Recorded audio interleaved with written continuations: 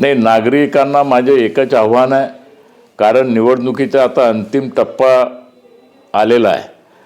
13 तारखेला प्रचार बंद होणार आहे, 15 तारखेला मतदान आहे. नागरिकालाही माहीत आहे, मतदारालाही माहीत आहे का पूर्व नागपूर हा पहिले कसा होता आणि आज कसा आहे.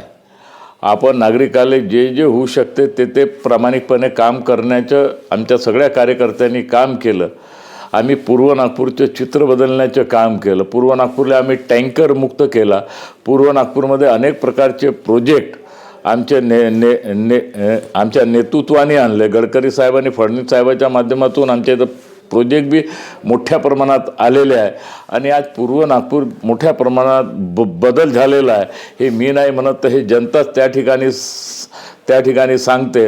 आणि म्हणून जनतेलाही माहीत आहे का काम कोण करते. कारण काँग्रेसनी 50 वर्ष पूर्व नागपूरला अंधारात ठेवलं आणि 8 वर्षात जे चित्र बदलण्याचं काम जनतेच्या आशीर्वादाने आम्ही सगळ्या कार्यकर्त्यांनी मिळून त्या ठिकाणी केलेलं आहे. आणि म्हणून महानगरपालिकेची होणारी निवडणूक ही महत्त्वपूर्ण निवडणूक आहे. ही कार्यकर्त्याची निवडणूक आहे आणि विकासाच्या मुद्द्यावर आपण कमळाच्या बटन दाबावी अशा प्रकारची माझी आपल्याला हात जोडून विनंती आहे. आणि म्हणून मी मनापासून आभार राहील का आपण येणाऱ्या 15 तारखेला भारतीय जनता पक्षाला आपण आपला आशीर्वाद द्यावा. धन्यवाद.